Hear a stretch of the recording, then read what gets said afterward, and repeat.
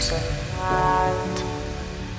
Close your eyes and just stay tight. We have to go. Stay with me while we leave. Don't worry, just believe me. This journey will relieve us. Stay with me while we leave. Stay with me.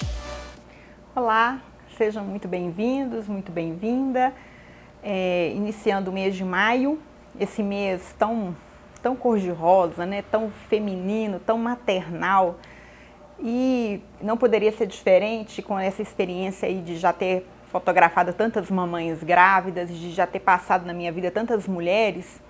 Neste mês de maio, todos os vídeos do Chatelaine contarão histórias de maternidade. Mas eu quis escolher algumas histórias de maternidade um pouco fora dessa maternidade convencional, né? Por exemplo, eu não vou contar histórias de maternidade como a minha, dentro de uma maternidade normal, vamos dizer assim, mas eu queria que todos os vídeos do Chatelaine tivessem uma carga de emoção, de história, de aprendizado, de reflexão, para a gente parar, pensar, para olhar para os nossos filhos, para poder ter um coração mais grato, para refletir também sobre o sentido da nossa vida, sobre o sentido da nossa maternidade, sobre o sentido das esperas, das demoras. E a primeira história que eu quero compartilhar hoje foi tema até de um artigo que eu escrevi no ano passado intitulado Tributo a uma Mãe. É a história da Daniela, que é uma mulher linda, você vai conhecê-la no final do vídeo, eu vou colocar umas fotos aí para você ver. E que eu tive a oportunidade de conhecer no finalzinho de 2015, no ano de 2015. A Daniela entrou em contato comigo desejando fazer o seu ensaio de 40 anos. Ela estava próxima de fazer 40 anos. E logo quando a gente começou a conversar pelo telefone, ela dizia, assim, eu fui compreender depois como que funciona isso na cabeça de uma mãe que vive a experiência que ela vive, e ela já foi dizendo um pouco da sua história, que ela queria fazer um ensaio de 40 anos para homenagear o seu filho. Eu tentei buscar entender o que estava acontecendo, e aí nós marcamos um encontro lá no estúdio para conversar, o que já é de praxe para a gente poder ver questões de roupas, ver looks, etc. E aquele encontro com a Daniela, que era um encontro para ver looks, acabou se tornando uma conversa que deve ter demorado em torno de 2 horas, em que a Daniela rasgou seu coração para mim, em que, num dado momento, quando eu vi, nós duas já estávamos chorando, e ela foi contar o que levava ela a fazer aquele ensaio. E eu fui entender um pouco dessa história. A Daniela casou, como toda mulher, seu sonho de ser mãe, e depois de muitas tentativas sem conseguir, ela foi fazer uma inseminação. Da sua inseminação resultou uma gravidez de trigêmeos. Da gravidez de trigêmeos, com 2 meses e meio, não deu certo, ela perdeu os 3 bebês. Para recuperar o trauma dessa perda dos 3 bebês, ela acabou optando por adotar uma criança. Quando o processo de adoção já estava prestes a acontecer, assim, já estava na reta final, ocorreu um problema de ordem burocrática que inviabilizou a adoção. Mas aí Deus, com as suas surpresas, com os seus mistérios, né? Naquele momento ela acabou sendo surpreendida, ela que tinha tanta dificuldade de engravidar, e a gente vê que tem muitas histórias assim, né? Quando a pessoa resolve se desligar daquela ansiedade de engravidar, acaba que ela é surpreendida. Ela acabou engravidando. Então, naquele ano 2000, foi o ano em que ela recebeu o maior presente da sua vida e ficou grávida do Carlos Eduardo, Dudu. Ela engravidou do Carlos Eduardo, o menino nasceu, um menino forte, criança saudável e tudo. Depois de um certo tempo até se separou do pai do Eduardo, voltou a construir um novo relacionamento. E aí, no ano de 2012, então, portanto, o Dudu estava com 12 anos, no Dia das Mães, o Dudu falou uma coisa muito curiosa. Ela foi buscar o Dudu na casa da sogra, no Dia das Mães, e o Dudu comentou com ela assim: mamãe, maio de 2012, quando eu morrer eu quero doar todos os meus órgãos. E nenhum de nós gosta de ouvir isso de um filho, a gente já logo desconversa, né? E fala assim: menino, para de falar dessas coisas. O menino fazia hipismo, fazia natação, fazia judô, uma saúde perfeita.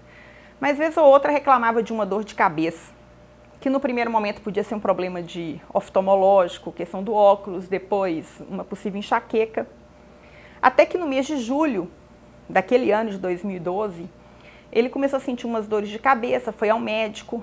O médico compreendeu que talvez seria essa enxaqueca, diagnosticou com um remédio anti-enjoo. Ele foi para casa, ela foi trabalhar e ficava de casa monitorando o Carlos Eduardo. Ele estava até brincando com uma colega, junto com a ajudante, que ficava dando notícias. Mas só que nesse dia em julho, ela recebe de casa um telefonema: olha, o Carlos Eduardo teve uma dor de cabeça muito forte, chamaram o SAMU, aquela confusão toda, e ele foi parar num hospital, depois transferido para outro hospital maior. E um mundo que se desabou na cabeça dela, porque a suspeita era de algo muito grave. Daquela notícia de um filho no hospital, sem saber que problema seria, e passa um filme na sua cabeça, né? Ela contava para mim assim que quando ela já foi medicada, ela tem para ela que, na verdade, eles já sabiam que o filho já tinha tido morte cerebral, mas ele teve, na verdade, um AVC. Se ele sobrevivesse, o Dudu teria problemas de mobilidade, fala, uma série de sequelas, mas eles acreditam que eles acedaram primeiro, né, para que ela tivesse condição de receber a notícia. Então ela disse que quando ela foi chamada no hospital, e ali tinha pediatra, assistente social, psicólogo e aquela equipe médica toda para dar aquela notícia, ela logo viu que não era uma notícia boa, né? E quando falou assim: mamãe, infelizmente o seu filho teve morte cerebral, que a primeira coisa que ela lembrou foi a fala dele no Dia das Mães, que ele queria doar os órgãos. E ela de pronto falou assim: então convoca o MG Transplante, que ele vai doar os órgãos dele. E quando ela falou isso, o pai do Dudu, né, que estava do lado, ficou impactado com aquilo e perguntou para ela assim: mas como que você sabe disso? De onde você tirou isso? Ela falou e contou: é porque ele falou isso para mim no Dia das Mães. E o pai ficou muito surpreso, porque ele também havia comentado com o pai do desejo de doar os órgãos quando falecesse. Então, diante disso, os pais resolveram fazer aquilo que era o desejo do coração do filho. Gente, doar órgãos é um ato de muito amor, né? De muita doação. E para a família, né? Para a família que fica, é muito doloroso, é muito penoso, porque entre o ato de doar e entre a burocracia que se faz necessária para a doação, é um processo que, no caso do Dudu, demorou 3 dias. Entre a morte cerebral e o processo de cremar o corpo, passaram-se 3 dias. Para quê? Para que se chegasse aos receptores compatíveis e também para que todo o protocolo, todo o processo pudesse ser feito. Então a Daniela me contava assim que ela tinha que responder questionários enormes, questionários do tipo assim: você tem consciência, mamãe, que você vai ter que, seu filho vai ser todo aberto, vão tirar as partes? E ela falava: me poupe disso, você me desculpa, mas eu vou ter que te perguntar, é o protocolo. E a vida seguindo ali no hospital. E ela falava que alguns momentos ela ficava fora, mas que ela quis estar junto ali, né, do Dudu o máximo que ela pôde. Mas que o fato que é mais forte assim dessa história, né, desse mistério da vida, foi quando ela conta que como que é esse processo, a cabeça da criança tendo morte cerebral toda gelada e o corpo todo quente, porque ficava monitorado para que não houvesse falência dos órgãos. E aí, nesse dia, depois que já tinham chegado todos os receptores e tudo, e o médico cirurgião virou para a mãe e falou assim: mamãe, agora está na hora de você despedir do seu filho, que ele vai para o bloco. Ela conta que ajoelhou diante do leito, um ato de despedida, de dor, e falou: meu Deus, me ajuda, eu não aguento mais. E falou algo dessa natureza, que o médico a acolheu, a abraçou e falou com ela assim: você é muito forte, o que você está fazendo é muito bonito, vai salvar a vida de várias pessoas, não são todos que têm essa coragem. E que naquele momento essa imagem nunca sairia da cabeça dela, porque o médico colocou o barulho alto do coração para ver como que estava o coração, o batimento cardíaco do Dudu, e ela se remeteu naquele momento ao dia que no ultrassom ela ouvia o coração do filho.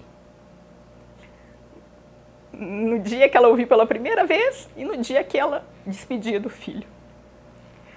Então, não tinha jeito de ser diferente a emoção quando ela me contou toda essa história. o Eduardo doou o seu fígado, os 2 rins, a pele e 2 córneas. A família não tem contato com as pessoas que receberam seus órgãos, né? Mas sabe-se que é muito raro uma criança doar. E como que é a vida de uma mãe depois de um processo de luto desse? Ela disse que depois, para tentar retomar, ela até desejou engravidar-se. Mas como se não bastasse toda essa dor, ela ainda foi cometida de uma embolia pulmonar posterior à morte do Dudu e que acabou tendo que tomar anticoagulantes por muito tempo, e isso acabou gerando um risco muito grande para que ela pudesse engravidar, né? Para que pudesse ter outro filho. A Daniela é uma dessas mulheres assim que tem uma força e uma serenidade no falar, embora todas as vezes que a gente conversa é inevitável que a emoção sempre role solta, porque falar de um filho que se perde é um buraco na alma que não tem explicação. Com a Daniela, eu comecei a entrar um pouco nesse mistério que eu peço a Deus nunca experimentar, assim, né? Mas eu comecei a entrar um pouco nesse mistério de mães que enterram os seus filhos. E é por isso que eu quis começar o Chatelaine do mês de maio, lembrando dessas mães. Porque agora, daqui para frente, a gente vai ver muitas propagandas na TV, a gente vai ver muitas homenagens às mães, muitos filhos abraçando as suas mães. E é muito doloroso para essas mães em luto, que perderam seus filhos queridos, muitas vezes elas não são lembradas. É como se elas deixassem de ser mães, e na verdade não. Elas são mais do que mães, né? Mães que têm que suportar com essa dor. Eu pude acompanhar reportagens, histórias de mães, por exemplo, que não conseguem desfazer do quarto da criança por anos, que deixam ali tudo intacto, que entram ali, que não aceitam. A Daniela me contou que existem grupos no Facebook, por exemplo, de mães que se ajudam, e se elas não fizerem isso, às vezes muitas acabam perdendo o sentido da vida, se suicidam. São muitas histórias assim, são muitas histórias, e essa mãe, se ela não encontrar em Deus a força para superar, para vencer, ela não dá conta de superar tudo isso, ela não dá conta de vencer essa dor. Eu tenho acompanhado também, desde que eu me engajei com a campanha de doação de medula óssea, dramas de muitas mãezinhas que no Instagram e tudo também lutam para conseguir doadores de medula e não conseguem. Recentemente foi a mãe do Vinícius, um menininho, Vinícius Guerreiro, né? Que depois de 2 anos não conseguiu e acabou falecendo. Então fica aí essa homenagem a todas as mamães, que não são poucas, são muitas. A gente todo dia se depara com uma história assim. Mães que perderam muito precocemente seus filhos.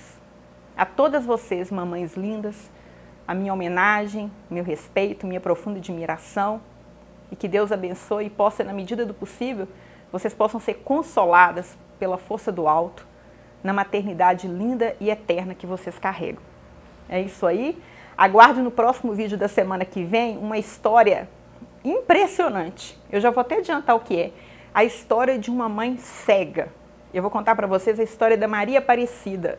Ela, cega, criou e educou sua filha, que hoje está com 10 anos. Vocês têm noção do que é isso? São histórias assim que o mês de maio está repleta no Chatelaine. Histórias para nos inspirar. Se você gostou desse vídeo de hoje, se você acha que ele pode ajudar alguém, compartilhe, deixe aqui seu comentário. Não se esqueça de inscrever no canal se você ainda não é inscrito. Até lá!